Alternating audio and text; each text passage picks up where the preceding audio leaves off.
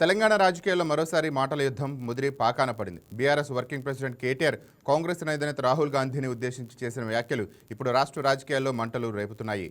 వరంగల్లో జరిగిన రైతు సంగ్రామ సదస్సులో పాల్గొన్న కేటీఆర్ కాంగ్రెస్ ప్రభుత్వంపై విమర్శలు గుప్పించారు. రాహుల్ గాంధీ ఎక్కడ ఉన్నారంటూ రాహుల్ గాంధీ ఎక్కడ చచ్చావని తీవ్ర పదజాలంతో విరుచుకుపడ్డారు.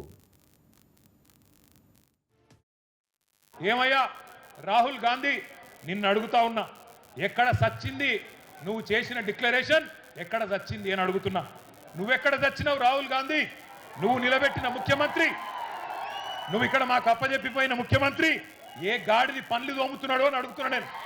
ఎక్కడున్నాడు? రైతులు కల్లాల కాడ అవస్థల్లో ఉంటే ఇలా మక్కలు నిన్న తిరిగిన నేను. జనగామల యశ్వంతాపూర్ పోయినా, పర్కాళ్ళ ఊకలు పోయినా, నర్సంపేట మార్కెట్ యార్డుకు పోయినా రైతులు కళ్ళకెళ్ళి రక్తం గారే పరిస్థితి ఉన్నది. అందుకే అంటున్నా నేను బాధతోని, ఎక్కడ చచ్చిండు రాహుల్ గాంధీ? 4 ఏళ్ళ రైతు డిక్లరేషన్ అని చెప్పి ప్రభుత్వం వచ్చి 2.5 ఏళ్ళు అయిపోయాయి. ఎక్కడ ఒక్కటన్నా అమలు చేసినవా అని అడుగుతున్నా. ఇంత మోసం చేయొచ్చా రైతును? ఇంత దారుణంగా వంచొచ్చా? అన్నం తినే కంచంలో ఈరోజు మన్ను పోయొచ్చా అని నేను అడుగుతున్నా. దుక్కి దున్నుకునే రైతన్నను ఇంత ఘోరంగా మోసం చేస్తారా? సిగ్గు అనిపిస్తలేదా కాంగ్రెస్ నాయకులారా? నానా గడ్డి తింటారా ఓట్ల కోసం? ఇలా మనం ఇక్కడ ప్రోగ్రాం పెట్టుకుంటే, ఇంతకుముందు రాజేశ్వర రెడ్డి గారు చెప్పినట్టు, మనం ఇక్కడ రైతు సంగ్రామ సదస్సు అని పెట్టుకుంటే వాళ్ళు అక్కడ మెగా రైతు మేళ అనట. అది మెగా రైతు మేళ కాదు, దగా రైతు మేళ. రైతులను దగా చేసిన దౌర్భాగ్యుల మేళ అది. అంతే తప్ప అక్కడ నిజమైన రైతు ఒక్కడు కూడా లేడు. కొంతమంది కాంగ్రెస్ కార్యకర్తలను పోగేసుకొని వాళ్ళతో సపట్లు కొట్టించుకొని వాళ్ళు రైతులంతా సంతోషంగా ఉన్నారని చెప్పి మీరు సన్నాయి నొక్కులు నొక్కితే ఎవడు నమ్ముతాడు మిమ్మల్ని? నేను అడుగుతా ఉన్నా. కాంగ్రెస్ వాళ్ళను నమ్మి మోసపోతే గోసపడతాం. అన్న వస్త్రం కోసం పోతే ఉన్న వస్త్రం పోతుంది అని చెప్పిండు కేసీఆర్ గారు. వీళ్ళు దబ్బన దౌర్భాగ్యులు మళ్ళీ గెలిస్తే రైతు బంధుకు రామ్ రామ్ అవుతుంది అని చెప్పిండు. అరే హౌలా, అరే దివానా, ఎందుకు బంధు పెట్టినవరా రైతు బంధు? నీ అయ్య సొమ్మ, నీ అబ్బా సొత్తా? మీరు సమాధానం చెప్పాలి. ఇవాళ 3 సార్లు రైతు బంధు కొట్టిన దివానాగాడు ఎవడు? నేను ఎవడతలేదు తమ్మి. రైతు బీమాను బొందబెట్టిన హౌలాగాడు ఎవడు? 2 లక్షల రుణమాఫీ చేయని దివానాగాడు ఎవడు? 500 బోనస్ ఎగ్గొట్టిన ధోకేబాజ్గాడు ఎవడు? నేను అడుగుతున్నా. నీయేసంటి బట్టెబాజ్ మాటలు మాట్లాడి ధోకేబాజ్ పనులు చేసి ఇవాళ గద్దెనెక్కి కూర్చొని యాడున్నవరా అయ్యా అంటే రైతు వారోత్సవాలను పెట్టిండు. ఈయననేమో ఢిల్లీలో పోయి పండుకున్నాడు. ఎవరు? రేవంత్ రెడ్డి. ఎక్కే విమానం దిగే విమానం తప్ప పీకింది ఏమున్నది? 69 సార్లు పోయిండు ఢిల్లీకి. 69 పైసలు తెచ్చినవా? కాళ్ళు పట్టుకోకండి, దండం పెట్టకండి. కాళ్ళు పట్టుడు బంద్ చేసి కాలర్ పట్టుడు నేర్వండి. కాంగ్రెస్ వల్ల కాలర్ పట్టుకోండి. దండం పెట్టుడు కాదు, కాంగ్రెస్ కు పిండం పెట్టండి. అట్లయితేనే మళ్ళీ రైతులకు మంచి రోజులు వస్తాయి. తాలు తీస్తుండట తాలు. రేవంత్ రెడ్డి, తాలు నువ్వు తీస్తే నీ తోలు రైతులు తీస్తారు. యాది పెట్టుకో నా కొడక అని చెప్తా ఉన్నా. మక్కలు కొంటలేడు. మక్కలు కొనకపోతే 1000 ముక్కలైతుంది నీ కాంగ్రెస్ ప్రభుత్వం. యాది పెట్టుకో అని చెప్తున్నా.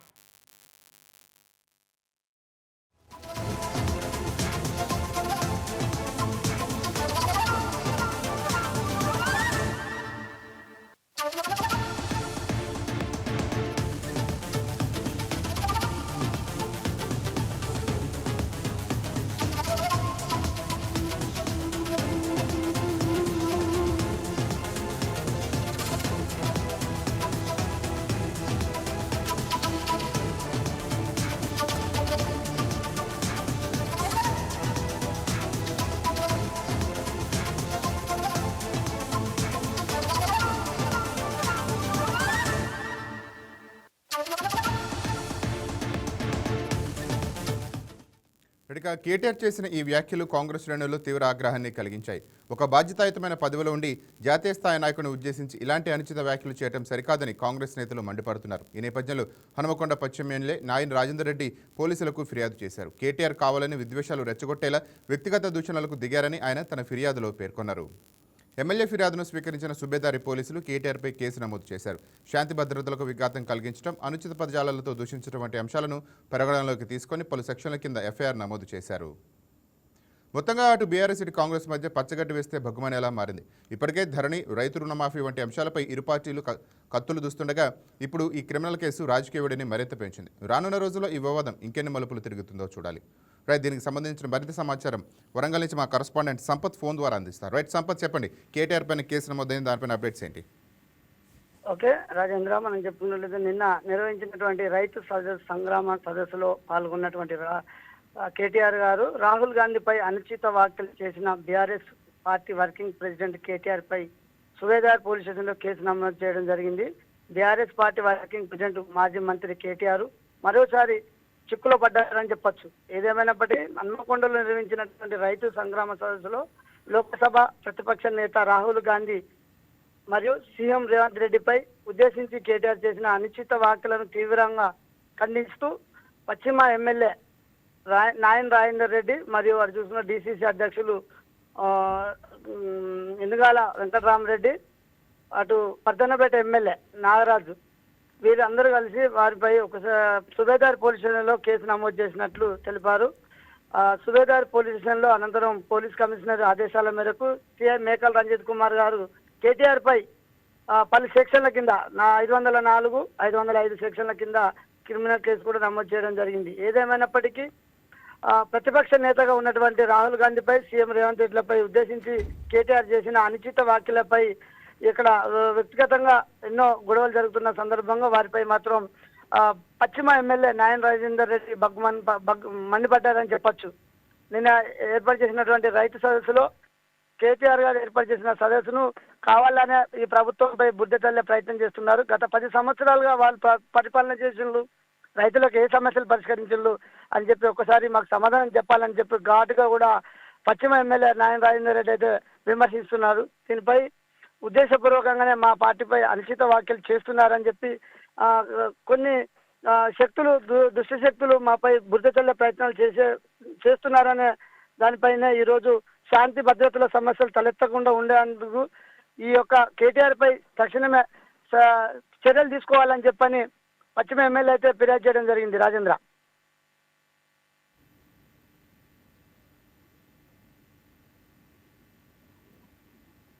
Right, thank you Sampath.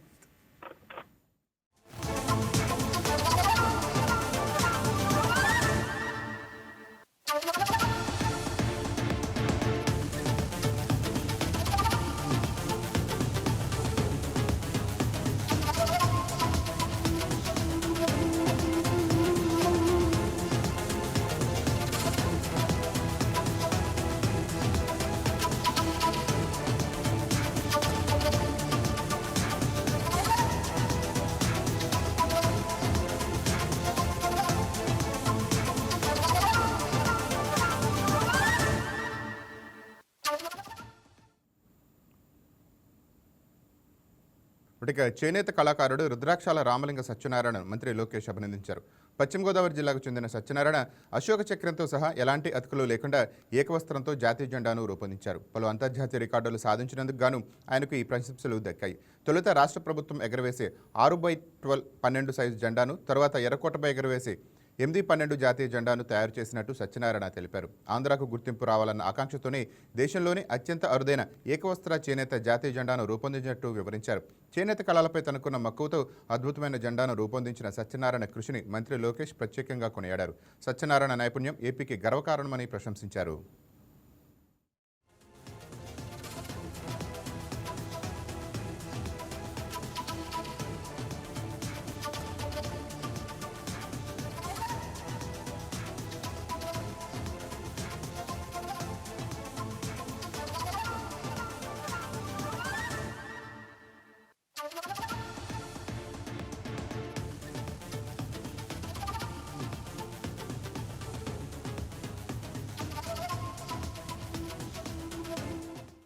ఇక నెల్లూరు జిల్లాలో ఓ కోళ్లలారీ అదుపు తప్పి బోల్తా కొట్టింది. చిత్తూరు నుంచి చీరాల వెళ్తున్న కోళ్లలారీ దస్తగర్తి పోలీస్ స్టేషన్ పరిధిలో బోల్తా కొట్టింది. ఈ ఘటనలో 500 కోళ్లు మృతి చెందాయి. ప్రమాద సమాచారం అందిన వెంటనే ఘటనా స్థలానికి చేరుకున్న పోలీసులు ట్రాఫిక్ అంతరాయం లేకుండా చర్యలు చేపట్టారు. ప్రమాద కారణాలపై స్థానికులు లారీ డ్రైవర్ను ప్రశ్నిస్తున్నారు.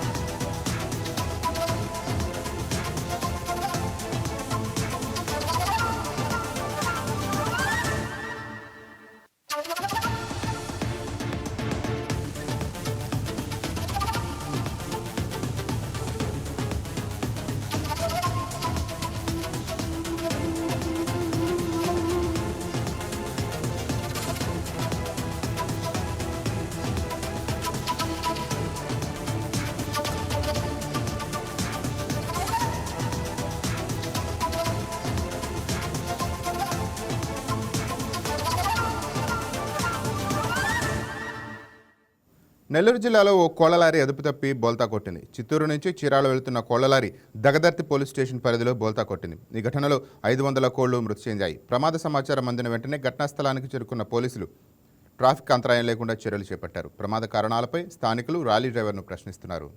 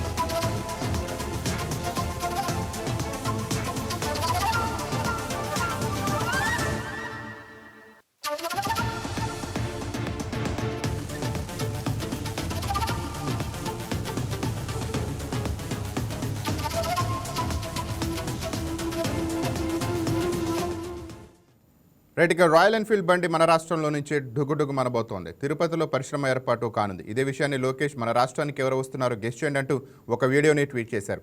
ఆ వీడియోలో రాయల్ ఎన్ఫీల్డ్ బైక్పై లోకేష్ దర్జాగా కూర్చొని పోనిస్తున్నాడు. ఏఐ జనరేటెడ్ వీడియోకి సోషల్ మీడియాలో ఒక రేంజ్లో లైకులు వస్తున్నాయి.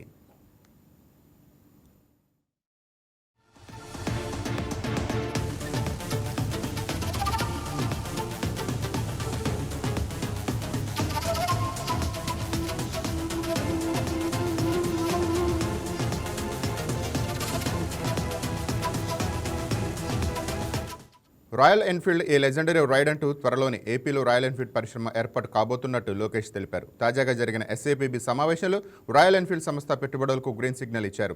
రాయల్ ఎన్ఫీల్డ్ సంస్థ తిరుపతిలో తన బుల్లెట్ మోటార్ సైకిళ్ల తయారీ కేంద్రాన్ని ఏర్పాటు చేయడం ఖరారైంది. దీనికోసం 2,508 కోట్లు పెట్టుబడిని వెచ్చించనుంది. ఈ పరిశ్రమ ఏర్పాటుతో 3,000 మందికి ఉపాధి అవకాశం దక్కనుంది. మొత్తంగా రానున్న రోజుల్లో తిరుపతిలో జోరుగా బుల్లెట్ రైమంటూ సాగనుంది.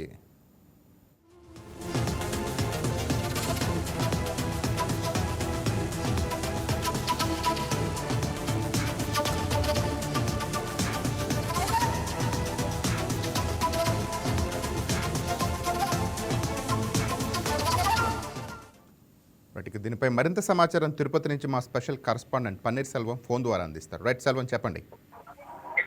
Good morning Rajendra. ఏదైతే చూస్తుంటే శ్రీశ్రీటి పారిశ్రామికంగా మరో మైలురాయిని అధిగమించిందని మనం ప్రధానంగా చెప్పుకోవాలి. ఇప్పటికే 31 దేశాలకు చెందిన సుమారు 250కి పైగా ప్రముఖ పరిశ్రమలతో అంతర్జాతీయ హబ్ గా వెలుగొందుతున్న శ్రీసిటీలో తాజాగా దేశవ్యాప్తంగా తయారయ్యే ఏసీలలో 40% ఇక్కడే కూడా ఉత్పత్తి అవుతూ కూలింగ్ క్యాపిటల్ గా కూడా గుర్తింపు పొందింది.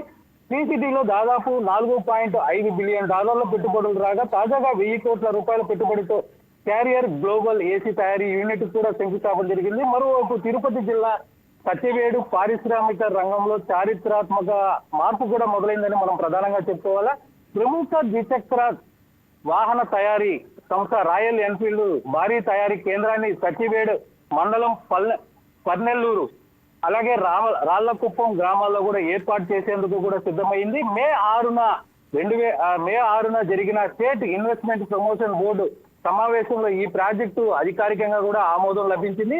సుమారు 276 ఎకరాల విస్తీర్ణంలో 2,508 కోట్ల పెట్టుబడితో ఐషర్ మోటార్స్ ఈ ప్లాంట్ ను కూడా నిర్మించనుంది. 1955లో తమిళనాడులో కార్యకలాపాలు ప్రారంభించిన తర్వాత ఆ రాష్ట్రంలో వెలుపల రాయల్ ఎన్ఫీల్డ్ ఏర్పాటు చేస్తున్న మొట్టమొదటి ఈ కేంద్రం ఏదైతే కూడా కేంద్రం ఇదే కావడం కూడా విశేషం. ఈ పరిశ్రమ ద్వారా కూడా దాదాపు 3,000 మందికి ప్రత్యక్షంగాను అదేవిధంగా 5,000 మందికి పైగా పరోక్షంగా కూడా ఉపాధి లభించనుంది.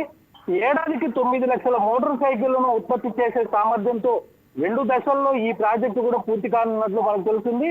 అయితే దీనికి సంబంధించుకుంటే ఏపీ విద్యాశాఖ మంత్రి నారా లోకేష్ కూడా స్వయంగా రాయల్ ఎన్ఫీల్డ్ బైక్ నడుపుతున్న వీడియోను కూడా పంచుకుంటూ ఈ లెజెండరీ బ్రాండ్ ను రాష్ట్రానికి ఆహ్వానించడంపై హర్షం వ్యక్తం కూడా చేసినటువంటి పరిస్థితి. రానున్న రోజుల్లో 50 దేశాల నుండి 500 కంపెనీలను రప్పించి 1,50,000 మందికి ఉపాధి కల్పించడమే లక్ష్యంగా శ్రీసిటీ పరిసర ప్రాంతాలు కూడా పారిశ్రామికంగా శరవేగంగా అభివృద్ధి చెందుతున్నాయని కూడా మనం ప్రధానంగా చెప్పుకోవాలి. ఏది ఏమైనప్పటికీ తిరుపతి జిల్లా కేంద్రంగా కూడా ఇటు బుల్లెట్లు తయారీ కేంద్రంగా కూడా ప్రారంభం కానుందో. ఈ నేపథ్యంలో సంబంధించి చూసుకుంటే ఇక్కడ బుల్లెట్ సౌండ్ కూడా ఓ రేంజ్ లో వినపడబోతుందని కూడా మనం ప్రధానంగా చెప్పుకోవాలి. అదే రైట్గా మొత్తంగా ఎప్పటికీ పూర్తి స్థాయిలో ప్లాంట్ అందుబాటులోకి రానుంది? దీనికి సంబంధించి కూడా చూసుకుంటే 2 దశల్లో కూడా ఈ ప్లాంట్ ను కూడా ఇటు నిర్మించబోతున్నారు. దీనికి సంబంధించి కూడా చూసుకుంటే సుమారు ప్రత్యక్షంగా చూసుకుంటే ఒక 3,000 మందికి ఉపాధి కలిగే అవకాశం ఉంది. మరో పక్క సంబంధించి చూసుకుంటే పరోక్షంగా కూడా ఒక 5,000 మందికి పైగా దీంట్లో ఉపాధి కూడా లభించనున్నట్టు కూడా మనకి తెలుస్తుంది. అయితే దీనికి సంబంధించి కూడా ఏటా 9 లక్షల మోటార్ సైకిల్ ఉత్పత్తి చేసే సామర్థ్యంతో ఈ ప్రాజెక్టు కూడా 2 దశలుగా కూడా ఇటు పూర్తి కానున్నట్టు కూడా తెలుస్తుంది. దీనికి మనకి రాజేంద్ర రైట్, రీసెంట్గా క్యారియర్ సంస్థ ఇప్పుడు బుల్లెట్ టెంపుల్ సిటీగా ఉన్న తిరుపతి పారిశ్రామిక కేంద్రంగా మారబోతోందా?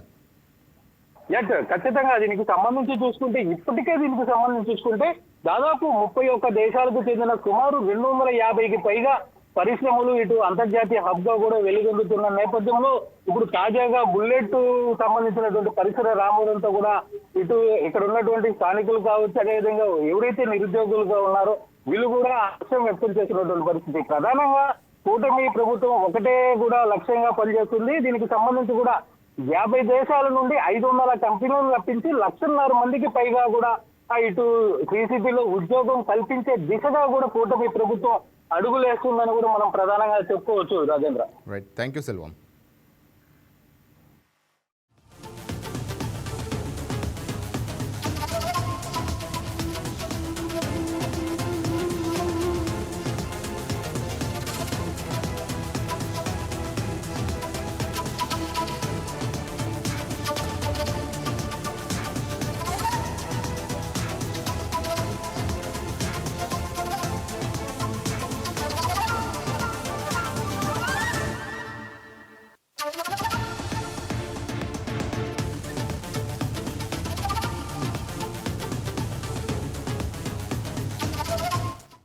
ఇక ప్రైవేట్ పాఠశాలలకు ధీటుగా ప్రభుత్వ స్కూళ్ల విద్యార్థుల ప్రతిభ చూపుతున్నారని గుంటూరు పశ్చిమ ఎమ్మెల్యే గల్లా మాధవి అన్నారు.